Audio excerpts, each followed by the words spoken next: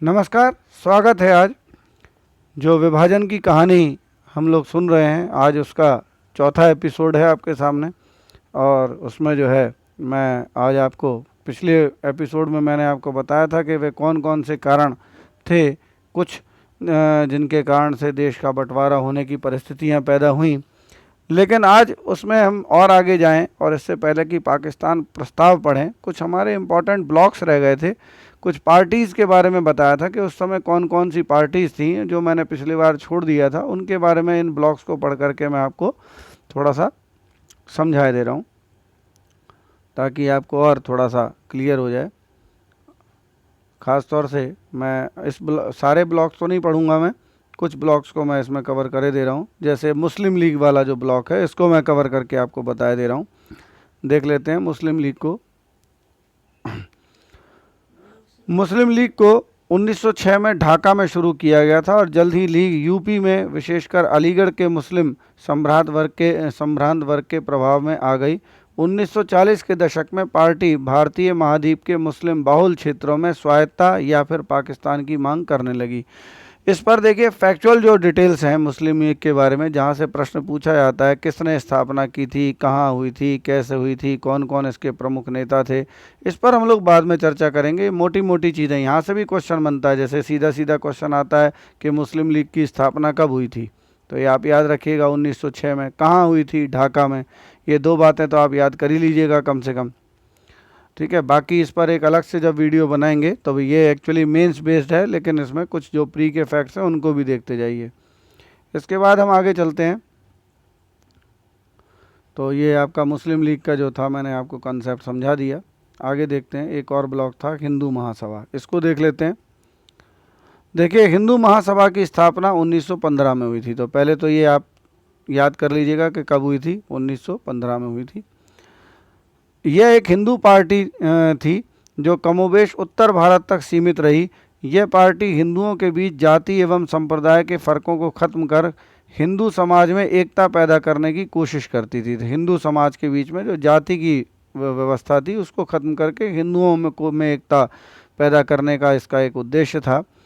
हिंदू महासभा हिंदू अस्मिता को मुस्लिम अस्मिता के विरोध में परिभाषित करने का प्रयास करती थी। कहने का मतलब जो मैं पहले बता चुका हूँ कि जो सांप्रदायिकता है वो इन्हीं रूपों में देखी जाती है कि जब दो धर्म के लोग आपस में एक दूसरे से अपने अपने हितों को अलग मानने लगते हैं। तो हम ऐसा मानते हैं कि ये जो है सांप्रदायिकता का उदय तीसरे चरण में हो चुका है। देखिए यहाँ यही हो रहा था।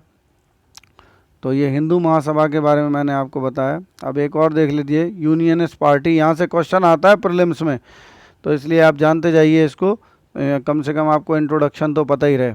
अब देखते हैं यूनियनिस्ट पार्टी क्या है।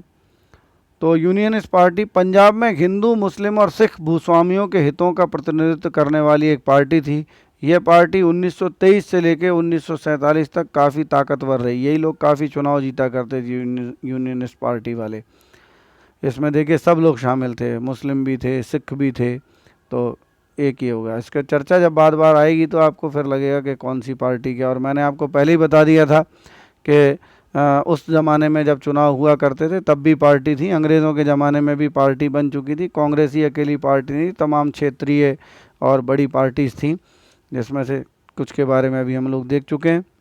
अब देखिए एक और देख लेते हैं टॉपिक, यहाँ पर बगल में लिखा हुआ है। फिर शुरू करेंगे पाकिस्तान प्रस्ताव। महासंघ या परिसंघ, आधुनिक राजनीतिक शब्दावली में इसका अर्थ है काफ़ी हद तक एक स्वायत्त या संप्रभु राज्यों का संघ जिसकी केंद्रीय सरकार के पास केवल सीमित शक्तियां होती हैं। इस तरीके की चीज़ों के बारे में आप जानना चाहेंगे तो जैसे भारत का जब संविधान पढ़ेंगे तो आप देखेंगे भारत एक परिसंघ है, फेडरल है। इसी तरह से आप जब देखोगे अमेरिका में भी इसी तरीके का सिस्टम है। तो केंद्र के पास शक्तियां होती हैं, लेकिन ये संविधान जब आप पढ़ेंगे तो देखेंगे कहाँ पर किसके पास कितनी शक्ति होती है, कितनी भारत में दी गई हैं, कितनी नहीं है, अमेरिका में कितनी हैं। ये आप जो है अपने हिसाब से जब संविधान में पढ़ेंगे तो वहाँ इसको और अच्छे से समझ सकते हैं। चलिए अब आगे देखते हैं, पाकिस्तान प्रस्ताव पर आते हैं। तो देखिए पाकिस्तान प्रस्ताव क्या था।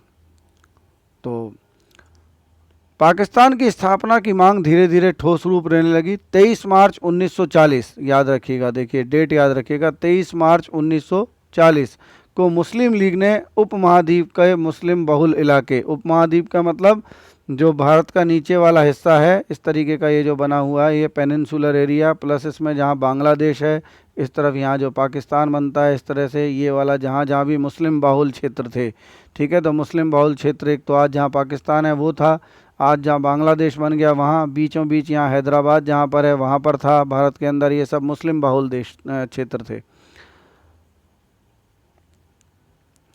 तो देखिए स्वायत्तता की मांग का प्रस्ताव पेश किया।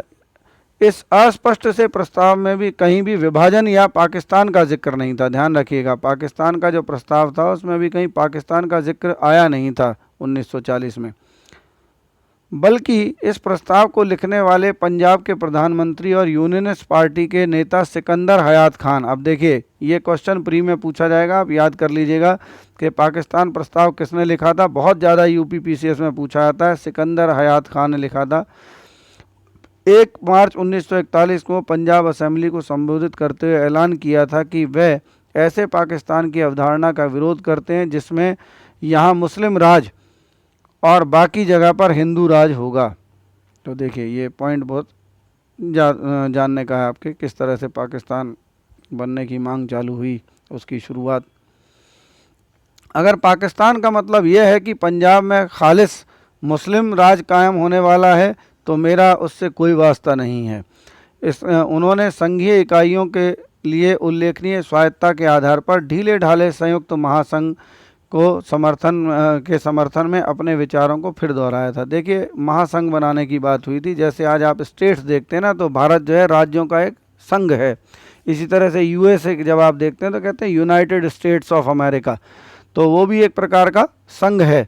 तो उस समय एक संघ जैसी बनाने की बात हुई थी, इसलिए वहाँ पर पहले ही समझा दिया गया था कि महासंघ क्या चीज़ होती है। कुछ लोगों का मानना है कि पाकिस्तान के गठन की मांग उर्दू कवि मोहम्मद इकबाल से शुरू हुई थी, जिन्होंने सारे जहां से अच्छा हिंदुस्तान हमारा लिखा था। ये फैक्ट भी आप याद कर लीजिएगा, कुछ लोग ऐसा भी मानते हैं। 1930 में मुस्लिम लीग के अधिवेशन में अध्यक्षीय भाषण देते हुए उन्होंने एक उत्तर पश्चिमी भारतीय मुस्लिम राज्य की ज़रूरत पर जोर दिया था, मगर उस भाषण में इकबाल ने एक नए देश के उदय पर नहीं बल्कि पश्चिमोत्तर भारत में मुस्लिम बहुल इलाकों को एकीकृत शिथिल भारतीय संघ के भीतर एक स्वायत्त इकाई की स्थापना पर जोर दिया था। तो देखिए वास्तव में हुआ क्या था, इससे आप समझे कि किसने किस चीज़ की मांग की थी, क्या हुआ था। इसको आप अच्छे से यहाँ समझ सकते हो कि मोहम्मद इकबाल ने क्या कहा था, सिकंदर हयात खान ने क्या कहा था। अब यहाँ थोड़ा सा पाकिस्तान का नाम देख लेते हैं, नहीं तो ब्लॉक ऊपर चला जाएगा।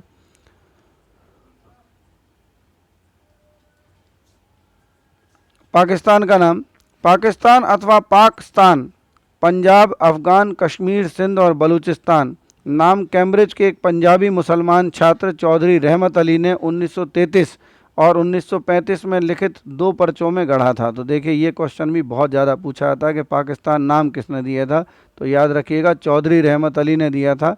ये कैम्ब्रिज में पढ़ने वाले एक पंजाबी मुसलमान थे, ठीक है। पंजाबी मुसलमान आप समझ लीजिए कि पंजाब में रहने वाला मुसलमान व्यक्ति पंजाबी मुसलमान कहलाता है। बट आज की डेट में पंजाब एक पाकिस्तान में है और एक भारत में है, तो जितने भी मुसलमान ज़्यादातर थे पंजाबी वो सब वहीं जा चुके हैं।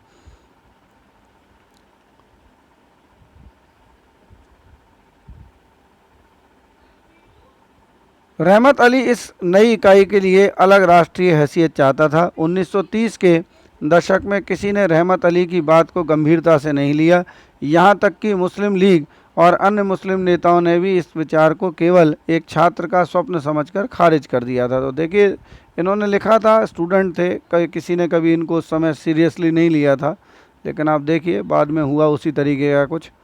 आगे चलते हैं। अब देखिए विभाजन को समझना, विभाजन का अचानक हो जाना। तो अभी तक 1940 तक क्या क्या कुछ हुआ ये सब आप समझेंगे। इसके बाद देखिए 1940 में पहले ब्लॉक देख लेते हैं, मुस्लिम लीग का प्रस्ताव क्या था। मुस्लिम लीग ने 1940 वाले प्रस्ताव की मांग की कि भौगोलिक दृष्टि से सटी हुई इकाइयों को क्षेत्रों के रूप में चिन्हित किया जाए, जिन्हें बनाने की ज़रूरत के हिसाब से इलाके का फिर से एक समायोजन किया जाए कि हिंदुस्तान में उत्तर पश्चिमी और पूर्वी क्षेत्रों जिसमें जिन हिस्सों में मुसलमानों की संख्या ज़्यादा है इन्हें इकट्ठा करके स्वतंत्र राज्य बना दिया जाए, जिसमें शामिल इकाइयाँ स्वाधीन और स्वायत्त होंगी। तो देखिए यहाँ नीचे क्वेश्चन भी दिया है कि मुस्लिम लीग की मांग क्या थी। क्या वह वैसे पाकिस्तान की मांग कर रही थी जैसा आज हम देख रहे हैं? तो इस पर अभी आप जब विचार करेंगे, जब आप इस चैप्टर को पूरा पढ़ लेंगे। तो आइए देखते हैं कि एकाएक कैसे विभाजन हो गया, ये भी देखते हैं। तो पीछे हम देख चुके हैं कि पाकिस्तान के बारे में अपनी मांग पर लीग की राय पूरी तरह से स्पष्ट नहीं थी। तो देखिए पाकिस्तान किस तरीके का होगा, इस पर अभी मांग बहुत निश्चित तरीके की नहीं थी। एक महासंघ बनाने की बात हो रही थी। उपमहाद्वीप के मुस्लिम बहुल इलाकों के लिए सीमित स्वायत्तता की मांग से विभाजन होने के बीच बहुत ही कम समय, केवल 7 साल का रहा। 7 साल के अंदर ये सारी कहानी जो है बन गई। किसी को नहीं मालूम था कि पाकिस्तान का गठन का मतलब क्या होगा और उससे भविष्य में लोगों की ज़िंदगी किस तरह से तय होगी। 1947 में अपने मूल इलाके छोड़कर नई जगह जाने वालों में से बहुत को यही लगता था कि जैसे ही शांति बहाल होगी वे लौट आएंगे। शुरुआत में मुस्लिम नेताओं ने भी एक संप्रभु राज्य के रूप में पाकिस्तान की मांग खास संजीदगी से नहीं उठाई थी। शुरुआत में शायद खुद जिन्ना भी पाकिस्तान की सोच को सौदेबाजी के पैंतरे के तौर पर ही इस्तेमाल कर रहे थे। ठीक है, ये बात आप ध्यान रखिएगा। शुरुआत में जिन्ना जो थे, पाकिस्तान की सोच जो थी वो एक पैंतरेबाजी की बात थी, क्योंकि वो अपना काफ़ी बड़ा एक जो वो था पार्टिसिपेशन जो था वो चाहते थे राजनीति में, जिसका वह सरकार द्वारा कांग्रेस को मिलाने वाली रियायतों पर रोक लगाने और मुसलमानों के लिए और रियायतें हासिल करने के लिए इस्तेमाल कर सकते थे। दूसरे विश्व युद्ध के कारण अंग्रेज़ों को स्वतंत्रता के बारे में औपचारिक वार्ताएं कुछ समय तक टालनी पड़ी, लेकिन 1942 में शुरू हुए विशाल भारत छोड़ो आंदोलन का परिणाम था कि अंग्रेज़ों को झुकना पड़ा और उसके अफसरों को संभावित सत्ता हस्तांतरण मतलब सत्ता किसी को दे देना। तो वो सत्ता किसको देनी थी? अंग्रेज़ों को, भारत को देनी थी वो सत्ता। में भारतीय पक्षों के साथ बातचीत के लिए तैयार होना पड़ा। तो ये उसी दौर की बात है। अब युद्धोत्तर घटनाक्रम का मतलब युद्ध के बाद क्या घटनाएं घटित हुई, जो द्वितीय विश्व युद्ध जब समाप्त हुआ उसके बाद क्या हुआ, ये अब हम लोग देखेंगे। तो एक एक चीज़ से बिल्कुल समझते जा रहे हैं ताकि विभाजन कैसे और क्यों हुआ सबके दिमाग में बिल्कुल क्लियर हो जाए। जब 1945 में दोबारा वार्ताएं शुरू हुई तो अंग्रेज़ इस बात पर सहमत हुए कि एक केंद्रीय कार्यकारिणी सभा बनाई जाएगी जिसके सभी सदस्य भारतीय होंगे सिवाय वायसराय और सशस्त्र सेनाओं के सेनापति के। तो देखिए अब ये तय हुआ था कि जितने भी मंत्री वगैरह बनाए जाएंगे सब भारतीय होंगे, लेकिन एक वायसराय जो होगा वो अंग्रेज़ होगा और सशस्त्र सेनाएं जो हैं मतलब जो आर्मी है, मिलिट्री है, उसका जो सेनापति इसको छोड़ करके, इस तरीके की बात जो है उन्होंने की थी।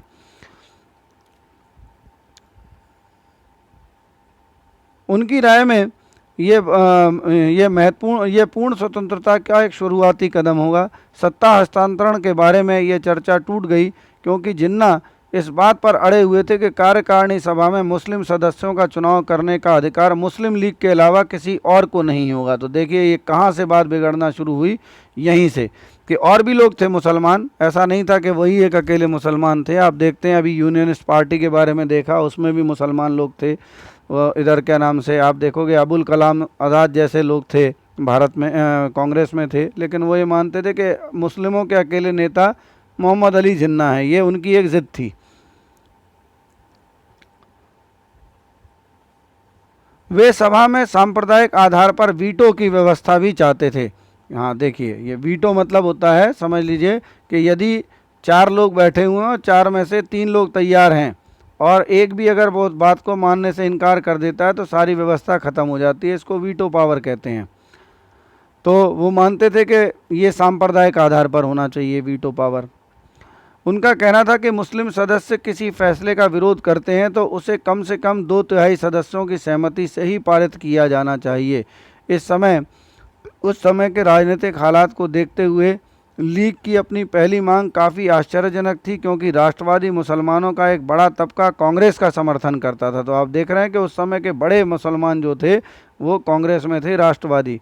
इन वार्ताओं में उसके प्रतिनिधिमंडल का नेतृत्व मौलाना आज़ाद कर रहे थे। देखिए, ये बस सारी बातों को आप समझोगे तो आप समझोगे किस तरह से क्या हुआ। देखिए, और पश्चिमी पंजाब में यूनियनिस्ट पार्टी इसमें सदस्य भी ज़्यादातर,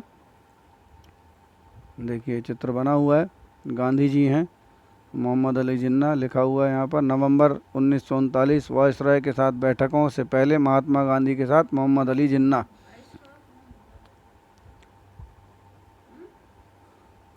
वायसराय बता देता हूँ मैं। वायसराय जो अंग्रेज़ों की तरफ से, यानी कि ब्रिटेन जो था उसकी तरफ से जो भारत का प्रमुख व्यक्ति नियुक्त किया गया था उसको वायसराय कहा जाता था। हाँ, ये लिखा हुआ है वायसराय। अगर जो नए बच्चे हों, ना समझ रहे हों, तो साधारण से भाषा में मैंने समझा दिया। अंग्रेज़ यूनियनिस्टों को इसको नाराज़ नहीं करना चाहते थे, क्योंकि पंजाब सरकार में उन्हीं का दबदबा था और वे अंग्रेज़ों के प्रति वफादार भी रहे थे। तो देखिए, ये भी देखते जाइए सारी बातें। तो ऐसा नहीं था कि मुसलमान केवल मुस्लिम लीग में थे, कांग्रेस में मुसलमान ज़्यादातर थे। इसके बाद आपने देखा पंजाब की यूनियनिस्ट पार्टी में बहुत सारे मुसलमान थे।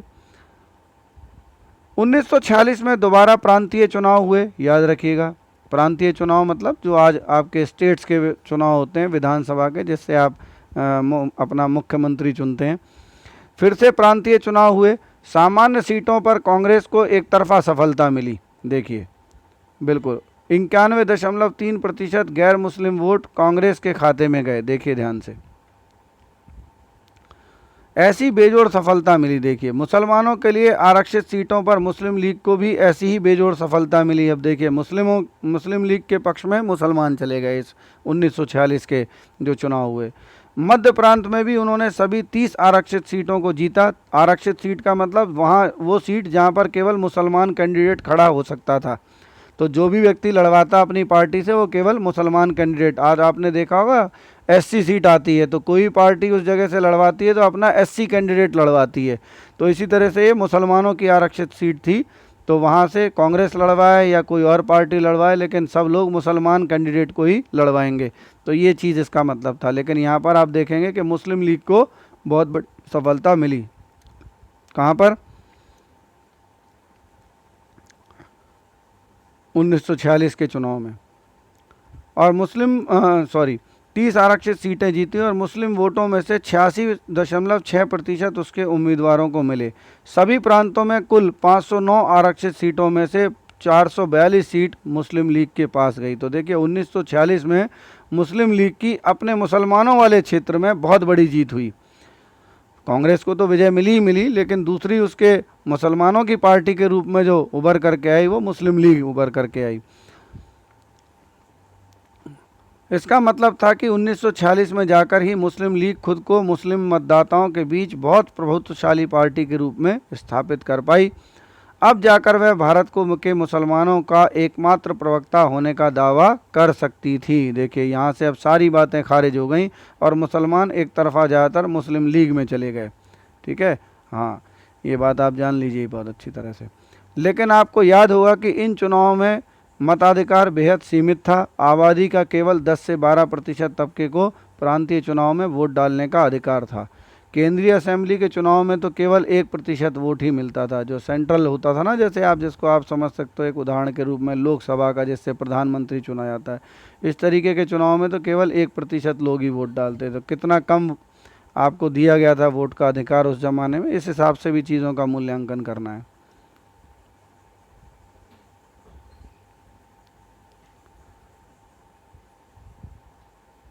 अब देखिए आगे, विभाजन का संभावित विकल्प। अब भाई, विभाजन का क्या विकल्प हो सकता था? इसीलिए कई बार पूछते हैं कि क्या विभाजन आवश्यक था, क्या कोई हमारे पास कोई विकल्प नहीं था जिसका कोई और विकल्प सोच सकते? यही प्रश्न देखो आप देखेंगे आईएएस के मेंस की परीक्षा में पूछे गए हैं बार बार।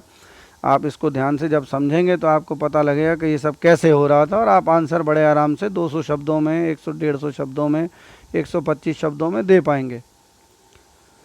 मार्च 1946 में ब्रिटिश मंत्रिमंडल ने लीग की मांग का अध्ययन करने और स्वतंत्र भारत के लिए एक उचित राजनीतिक रूपरेखा सुझाने के लिए 3 सदस्यीय प्रतिनिधिमंडल दिल्ली भेजा। इसे कैबिनेट मिशन के नाम से जाना जाता है।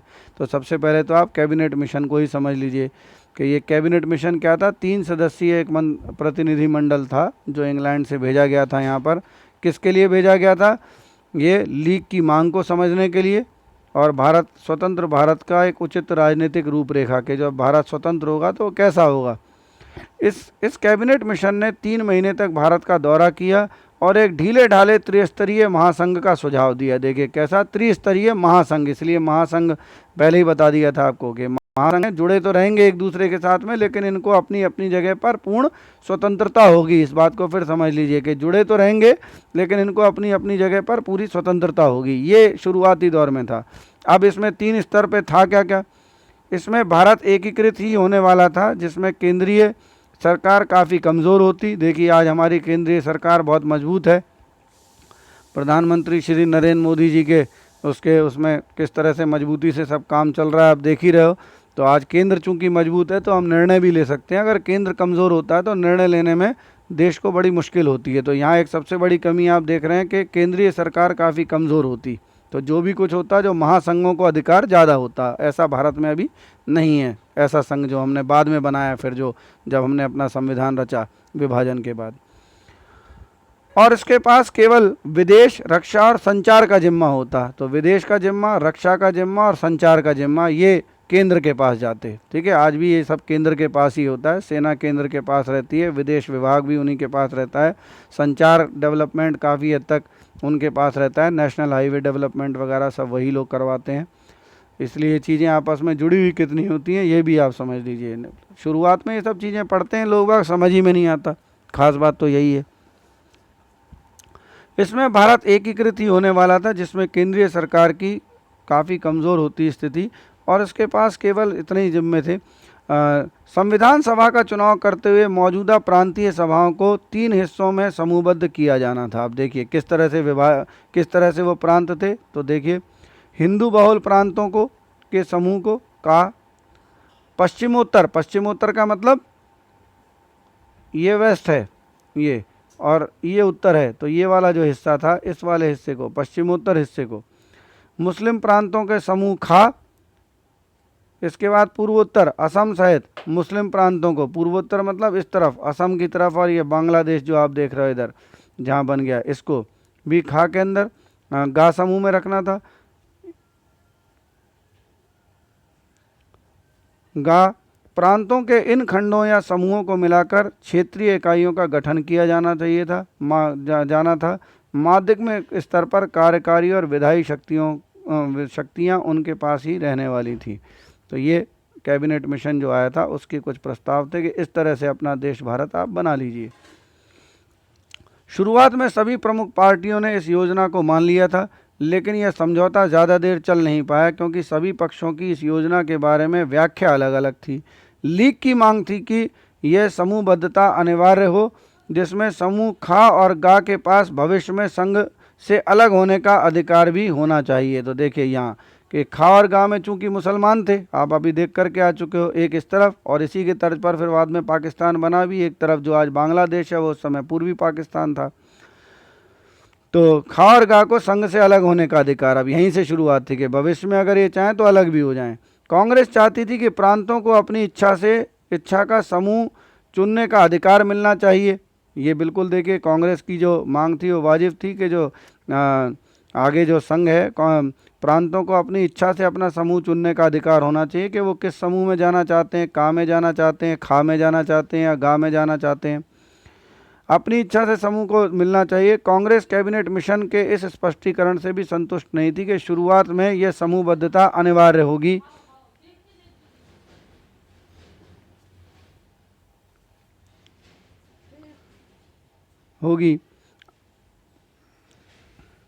मगर एक बार संविधान बन जाने के बाद उसके पास समूहों से निकलने का अधिकार होगा और बदलती हुई परिस्थितियों में चुनाव कराए जाएंगे, ये कांग्रेस का मानना था। इस प्रकार आखिरकार कैबिनेट मिशन के प्रस्ताव को लीग और कांग्रेस दोनों ने ही नहीं माना। यह एक बहुत महत्वपूर्ण पड़ाव था क्योंकि इसके बाद विभाजन कमोबेश अपरिहार्य हो गया। तो देखिए, जब आपसे पूछा जाता है क्या विभाजन अपरिहार्य था, तो उसके प्रश्न का उत्तर यहीं से उठता है कि कैबिनेट मिशन ने जिस योजना को सुझाया था, वास्तव में उस योजना को ना तो मुस्लिम लीग मानने को तैयार थी और ना ही कांग्रेस मानने के लिए तैयार थी। कोई बहुत बड़े उत्तर नहीं लिखने होते वहाँ पर, किताब ही नहीं पढ़ी होती, पता ही नहीं होता क्वेश्चन बना कहाँ से, तो उत्तर देंगे कहाँ से। फिर अपने मन से कुछ बनाते हैं, फिर कहते हैं कि नंबर नहीं मिले। तो आप समझ लीजिए सीधा दिया हुआ है आंसर, और जाने की ज़रूरत नहीं। 125 शब्दों में आप लिख कितना पाओगे। कांग्रेस के ज़्यादातर नेता इसे त्रासद मगर अवश्यम भावी परिणाम मान चुके थे। कांग्रेस के जितने नेता थे वो मान चुके थे कि अब तो विभाजन होगा। केवल महात्मा गांधी और उत्तर पश्चिमी सीमा प्रांत के नेता अब्दुल गफ्फार खान ही अंत तक विभाजन के विरोध में रहे थे। तो इनको भी आप जान लीजिएगा, खान अब्दुल गफ्फार खान बहुत इंपॉर्टेंट पर्सनैलिटी थी। इनको सीमांत गांधी के नाम से जाना जाता था। और ये थे कहाँ पर, ये भी जान लीजिए, पाकिस्तान में जो उत्तर पश्चिमी सीमा प्रांत थे वहाँ के मुसलमान नेता थे, लेकिन कांग्रेसी थे। मुसलमान होने के बाद भी मुस्लिम लीग से इनका कोई लेना देना नहीं था और विभाजन के पूरी तरह से खिलाफ थे। मौलाना अब्दुल कलाम आज़ाद भी जो है खिलाफ थे। ये सारे जितने नेता थे वो विभाजन के खिलाफ थे। ये क्वेश्चन भी आपसे पूछा जा सकता है। बाकी नेहरू, सरदार पटेल, ये सब लोग तैयार हो गए थे विभाजन के लिए, क्योंकि इनको लगता था कि अब और कोई चारा है नहीं। चलिए विभाजन की ओर। कैबिनेट मिशन योजना से अपना समर्थन वापस लेने के बाद मुस्लिम लीग ने पाकिस्तान की अपनी मांग का असली जामा पहनाना शुरू किया। तो देखिए, शुरुआत किसने करी? मुस्लिम लीग ने। तो यदि कोई ये व्यक्ति गांधी को दोष देता है विभाजन के लिए, बहुत सारे गधों के दिमाग में ये बात है कि गांधी जिम्मेदार थे। गांधी कोई जिम्मेदार नहीं थे। यहाँ पर मुस्लिम लीग और केवल जिन्ना ही जिम्मेदार आपको दिखाई देंगे। बाकी अभी देखिए हिंदू महासभा आपको यहाँ कहीं दिख नहीं रही है पूरे उसमें तो देखिए ये मैप भी बड़ा अच्छा बना हुआ है। देखिए ये वो इलाके दिखाए हैं, इसको आप बड़े प्यार से देख लीजिए, समझ लीजिए। 3 समूहों में जिस तरह से बनना था, इससे अच्छी बुक्स हो नहीं सकती हैं देखिए आप पढ़ने के लिए। तो देखिए 1941 में मुस्लिम बहुल इलाके कौन कौन से थे, ठीक है ना, कौन कौन से हिंदू इलाके थे, आपको समझ में आ जाएगा कि भारत में मुसलमान कहाँ कहाँ पर ज़्यादा थे। देखिए ये पाकिस्तान वाला हिस्सा आपको दिख रहा है, ऊपर की तरफ यहाँ पर ज़रूर हिंदू हैं। देखिए मुस्लिम बहुल इलाके, ये ग्रीन वाला देख लीजिए, ये ग्रीन वाला जो है मुस्लिम बहुल इलाका। ये उत्तर पश्चिमी सीमा प्रांत जो बार बार आप देख रहे हो, इसको बता रहा हूँ मैं, ठीक है। इसके बाद ये उत्तर पूर्वी वाला हिस्सा, ठीक है। फिर ये आपको दिखाई दे रहे हैं ग्रीन वाले हिस्से, और कहीं नहीं दिखाई दे रहा। इसके बाद अब ब्लू वाले जो हिस्से हैं ये रियासतें हैं, ठीक है। ये जो ब्लू वाले हिस्से दिखाई दे रहे हैं ये सब रियासतें थी बीच में, जिसका बाद में फिर सरदार पटेल के नेतृत्व में गठन किया गया, ठीक है। और ये रेड कलर का जो पोर्शन आप सब जगह देख रहे हैं, this was Hindu populated states या एरियाज़ जहाँ पर हिंदू पॉपुलेशन ज़्यादा थी। इसको भी आप बहुत अच्छे से समझ लीजिए। अच्छे से पढ़ोगे तो सारी बात समझ में आती जाएगी, कहाँ पर कौन कौन था, कैसे कैसे था।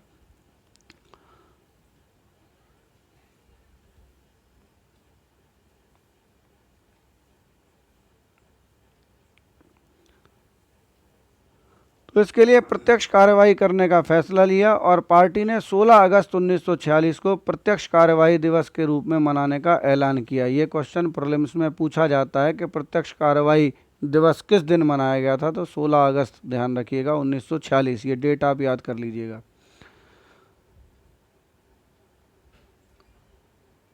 उसी दिन कलकत्ता में दंगे भड़क उठे, कई दिनों तक चला और उसमें कई हजार लोग मारे गए। मार्च 1947 तक उत्तर भारत के बहुत सारे इलाकों में हिंसा भड़क चुकी थी। मार्च 1947 में कांग्रेस हाईकमान ने पंजाब और मुस्लिम बहुल और हिंदू सिख बहुल 2 हिस्सों में बांटने के प्रस्ताव को मंजूरी दे दी। तो देखिए यहाँ पर जो कांग्रेस हाईकमान थी उनने कहा कि ठीक है भाई, पंजाब में जो मुस्लिम बहुल इलाके हैं, तो मैंने आपको बताया था कि पंजाब से उसको बांट दिया गया। हिंदू सिख बहुल जिसमें थे वो इस तरफ आ गया भारत में, और जो पाकिस्तान मुसलमान बहुल था वो उस तरफ चला गया। तो इस एक तरफ बना पश्चिमी पंजाब और दूसरी तरफ बना पूर्वी पंजाब। पूर्वी पंजाब में हिंदू और सिख थे, इस तरफ मुसलमान थे, जिनको हम पंजाबी मुसलमान इतनी देर से कह रहे थे। कांग्रेस ने बंगाल के मामले में भी यही सिद्धांत में अपना सुझाव दिया। अंकों के खेल में उलझकर पंजाब के बहुत सारे सिख नेता और कांग्रेसी भी इस बात को मान चुके थे कि विभाजन अनिवार्य विकृति है जिसे टाला नहीं जा सकता। उनको लगता था कि वे अविभाजित पंजाब में मुसलमानों से घिर जाएंगे और उन्हें मुस्लिम नेताओं के रहम पर जीना पड़ेगा, इसलिए वे भी कमोवेश इस फैसले के हक में थे। बंगाल में भी भद्रलोक बंगाली हिंदुओं को जब तब का सत्ता अपने हाथ में रखना चाहता था, वह मुसलमानों की स्थायी गुलामी, उसके एक नेता ने यही शब्द कहे थे, स्थायी, मुसलमानों की स्थायी गुलामी। तो मुसलमानों की स्थायी गुलामी जो थी उसकी आकांक्षा से भयभीत था। तो कोई भी आदमी मुसलमानों की गुलामी में नहीं चाहता था। उन संख्या की दृष्टि से वे बहुत कमज़ोर थे, इसलिए उनको लगता था कि प्रांत के विभाजन से ही उनका राजनीतिक प्रभुत्व बना रह सकता है। तो ये बात लोगों के दिमाग में इस तरह से बैठ गई थी। तो देखिए उत्तर बिल्कुल क्लियर होता जा रहा है। अब ये लास्ट के कुछ हिस्से हैं जिसको हम अगले लेक्चर में कवर करेंगे, कानून व्यवस्था और नाश। और मैं बताऊंगा इस अगले लेक्चर में कि कौन कौन से ऐसे प्रश्न हैं जो आपसे इस टॉपिक को लेकर के पूछे गए हैं। सारे प्रश्नों पर हम अगले लेक्चर में चर्चा करेंगे। आप इसको अच्छे से समझ लीजिएगा। अगले लेक्चर में हम फिर मिलेंगे।